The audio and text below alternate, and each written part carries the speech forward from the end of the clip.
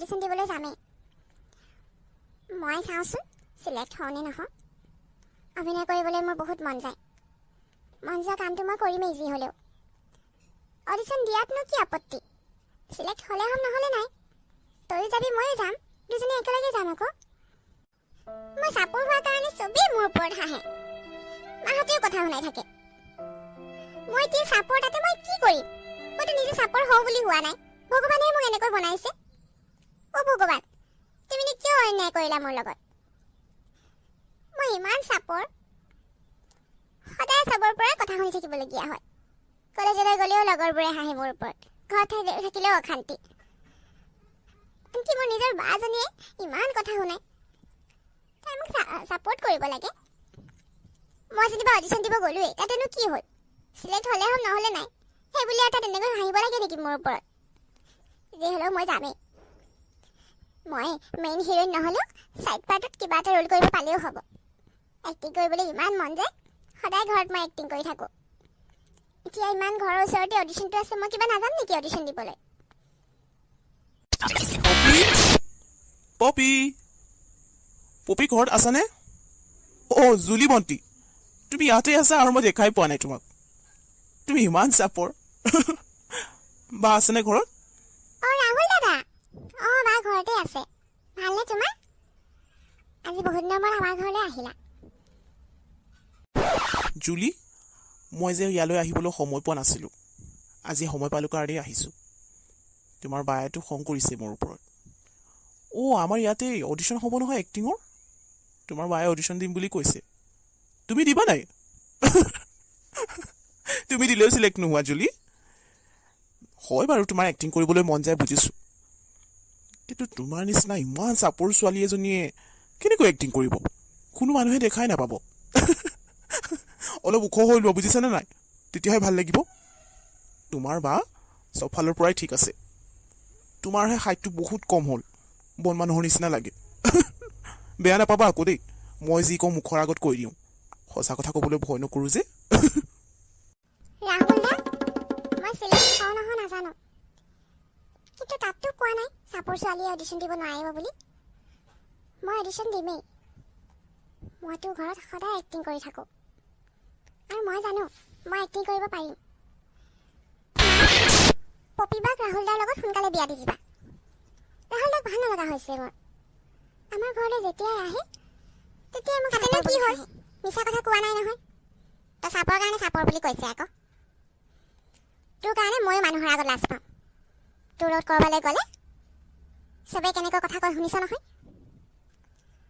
আৰু তইতো সঁচাকৈয়ে বহুত চাপৰ। ইমান চাপৰ কেনেকৈ হলি বাৰু? তোৰ বায়ে ঠিকেই আছে, সেইকাৰণে তোৰলৈ ল'ৰা আহিলেও পচন্দ নকৰে কোনেও। এনেকুৱা এজনী চাপৰ ছোৱালীক কোনে লৈ যাব ঘৰ কোৱাচোন? আজিলৈকে ওখ হ'বও নোৱাৰিলি, তই সদায় এনেকৈয়ে থাকিব লাগিব যেন পাইছোঁ। তই চাপৰ কাৰণে কিমান যে চিন্তা হয় মোৰ। কোনেনো তোক বিয়া কৰাব, কোনেনো তোক নিব, সেইবোৰে ভাবি থাকোঁ। মা, তেনেকুৱা ল'ৰালৈ মই বিয়াই নহওঁ, যেতিয়া মই চাপৰ বুলি হাঁহে মোৰ ওপৰত। আৰু তুমি চিন্তা নকৰিবা, তোমালোকে মোৰ কাৰণে লাজ পাইছাতো। হ'ব দিয়া, মই যামগৈ ক'ৰবালৈ। আমাৰ ঘৰৰ ওচৰতে অডিশ্যন হ'ব নহয়, মই অডিশ্যন দিম, এক্টিঙৰ অডিশ্যন। তাত চিলেক্ট হ'লে ভালেই হ'ব।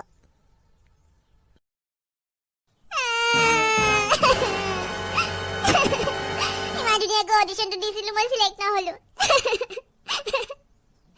ভাবি আছিলোঁ হে মই চিলেক্ট হ'ম, তাৰপিছত মেইন হিৰইনৰ চান্স পাম। চিলেক্ট নহ'লোঁ মই। অ' মা, মোৰ যে বহুত দুখ লাগিছে। জুলি কেনেকৈ চিলেক্ট হ'ল?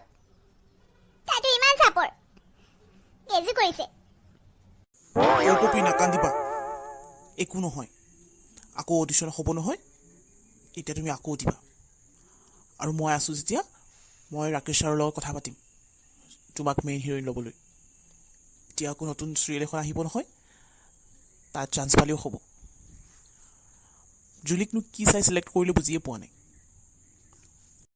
জুলি বাইদেউ, এইফালে চাবচোন। বাইদেউ, আপুনি আজি এই এৱাৰ্ডটোৰ বিষয়ে কিবা ক'ব বিচাৰিবনে? আপুনি প্ৰথম চিনেমাখন কৰিয়েই এৱাৰ্ড পাবলৈ সক্ষম হৈছে। তাৰ ওপৰত আপুনি কি ক'ব?